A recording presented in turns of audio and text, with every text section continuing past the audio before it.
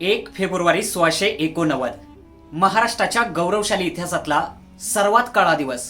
कारण याच दिवशी छत्रपती संभाजी महाराजांना संगमेश्वरातल्या सरदेसाईंच्या वाड्यामध्ये औरंगजेबाचा सरदार शेख निजाम यानं कैद केलं होतं।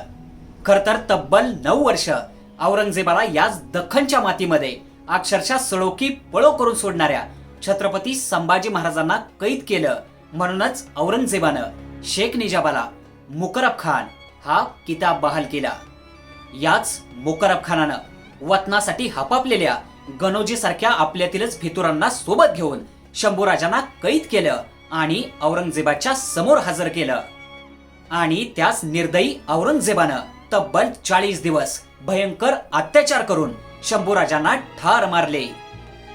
शंभूराजांच्या मृत्यूनंतर आता स्वराज्य ताब्यात येईल या आनंदात असलेल्या औरंगजेबाच्या स्वप्नांचा चक्काचूर करत छत्रपती राजारामराजे, महाराणी ताराबाई आणि संताजी धनाजींसारख्या अनेक वीर योद्ध्यांनी औरंगजेबाला अक्षरशः घाम फोडला।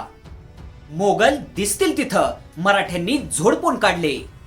ज्या मुकरब खानानं शंभूराजांना कैद करून औरंगजेबाच्या समोर हजर केलं, त्याच मुकरब खानाला स्वराज्यातील मावळ्यांनी याच सह्याद्रीच्या मातीमध्ये अक्षरशः ताणून मारला।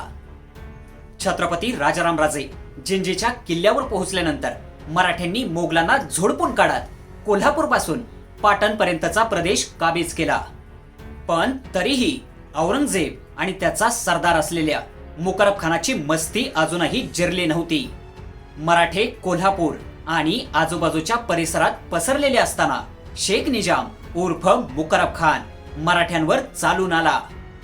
छत्रपती संभाजी महाराजांना कैद करणारा मुकरब खान कोल्हापूरवर चालून आलाय ही बातमी समजताच आपल्या मावळ्यांची तळपायाची आग मस्तकात गेली। स्वराज्याचे सरसेनापती संताजी घोरपडे यावेळी पन्हाळगडावरती होते। मुकरब खान कोल्हापूरवर चालून येतोय ही वार्ता समजताच संताजींनी पन्हाळा सोडला आणि कोल्हापूरवर चालून आलेल्या मोगली सैन्यांवर हल्ला चढवला। मोगल आणि मराठे यांच्यात जोरदार चकमक झाली। पण संताजी घोरपडेंच्या पराक्रमासमोर मोगलांनी अक्षरशः कच खाल्ली। मावळे इतके संतापले होते की डोळ्याचं पातळ लवतं ना लवतं तोच मावळ्यांच्या तलवारीनं मोगलांची मस्तकं धडावेगळी होत होती। संतापलेल्या मराठ्यांच्या लखलखत्या समशेरी पाहून मोगल रणांगण सोडून वाट मिळेल तिकडे पळत होते। अखेर ज्या मुकरब खानानं छत्रपती संभाजी महाराजांना कैद केलं होतं, तोच मुकरब खान संताजी घोरपडेंच्या तावडीत सापडला। संताजींनी एकाच फटक्यात मुकरब खानाला मातीत लोळवला।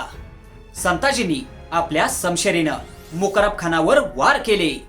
संताजींचा प्रत्येक वार शंभूराजांच्या बलिदानाची आठवण करून देत होता। संताजींनी मुकरब खानाला इतका झोडपला की संताजींच्या तलवारीनं आडवा झालेला मुकरब आयुष्यात पुन्हा उभा राहण्याच्या लायकीचाच राहिला नाही। हजारोंच्या मोगल सैन्याला झोडपून काढत मावळे गनिमी काव्यानं पुन्हा एकदा पन्हाळगड आणि विशालगडावर परत आले। याच लढाईनंतर मुकरब खानाचं नाव इतिहासात पुन्हा कुठेच आढळत नाही।